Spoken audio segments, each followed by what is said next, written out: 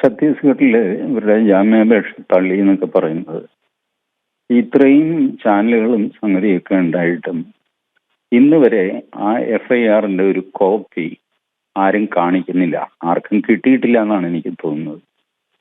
ഏത് കുറ്റമാണ് ഈ കന്യാസ്ത്രീകളുടെ മേൽ ചുമത്തപ്പെട്ടിരിക്കുന്നതെന്ന് കൃത്യമായിട്ട് ആർക്കും അറിയില്ല. മതപരിവർത്തനം, ശരി, അവിടെ ഒരു റിലീജിയസ് ഫ്രീഡം ആക്ട് ഉണ്ട് 1968. അതിലെ ഏത് വകുപ്പാണ് ഇട്ടിരിക്കുന്നത്?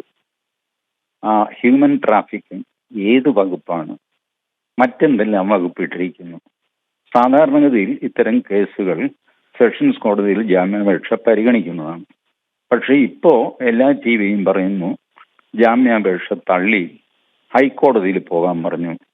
5 മിനിറ്റിനകം വാർത്ത മാറുന്നു, NIA കോടതിയാണ് ഇനി പരിഗണിക്കുന്നത്. NIAക്ക് എന്താ ഇതിൽ കാര്യം? NIA കോടതിയിലേക്ക് പോകണമെങ്കിൽ NIAയുടെ നാഷണൽ ഇൻവെസ്റ്റിഗേഷൻ ഏജൻസിയുടെ ഷെഡ്യൂൾഡ് ഒഫൻസ് ഉണ്ട്.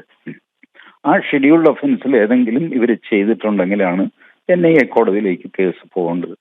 ഇതിന് പ്രാഥമികമായിട്ട് വേണ്ടത് ആ FIRന്റെ ഒരു കോപ്പി ഉണ്ടാവുക എന്നുള്ളതാണ്. ഇത് ആരുടെയും കയ്യിലില്ല. ആകാശത്ത് കിടന്ന് വാചകം പിടിക്കുകയാണ് സകലമാന മനുഷ്യരും. എല്ലാവരും ചേർന്ന് വെറുതെ ബഹളം വയ്ക്കുന്നു എന്നുള്ളതല്ലാതെ വസ്തുത ആർക്കും മനസ്സിലാകുന്നില്ല. ഇവിടുന്ന് ഇത്രയും ബുദ്ധിമുട്ടിയിട്ട് അവിടെ ദുർഗ കോടതിയിലൊക്കെ പോയ രാഷ്ട്രീയക്കാരൊക്കെ ഉണ്ടല്ല, അവരുടെ കയ്യിലും ഒരു ഡോക്യുമെന്റും ഇല്ല, വെറും ബഹളം വയ്ക്കുകയാണ്. എന്താ ഞാൻ അഭിപ്രായം പറയുക ഇതിൽ? സാധാരണഗതിയിൽ സെഷൻസ് കോടതിയിൽ ജാമ്യം പരിഗണിക്കേണ്ടതാണ്. കൊടുക്കുകയോ കൊടുക്കാതിരിക്കുകയോ ചെയ്യാൻ പറയുക കാര്യം. പരിഗണിക്കാൻ പറ്റില്ല എന്ന് പറയുക, ഹൈക്കോടതിയിൽ പോകാൻ നിർദ്ദേശിച്ചു എന്ന് പറയുക, പിന്നെ NIA കോടതിയിൽ പോകാൻ നിർദ്ദേശിച്ചു എന്ന് പറയുക. എന്താ സംഭവിക്കുന്നത് ആക്ച്വലി? ഇതെന്തോ വലിയ ഭീകരപ്രവർത്തനമാണ്, അതുകൊണ്ടാണ് NIA കോടതിയിൽ പോകാൻ പറഞ്ഞിരിക്കുന്നത്. അത്ര വലിയൊരു കാര്യങ്ങൾ എന്തെങ്കിലും സംഭവിച്ചെന്ന് ഇതുവരെ കേട്ടിട്ടുമില്ല. കുട്ടിക്കടത്ത് എന്നൊക്കെ നമ്മൾ പറയുന്ന കാര്യം ചെയ്തു എന്നുള്ളതായിരുന്നു ആദ്യത്തെ റിപ്പോർട്ട്.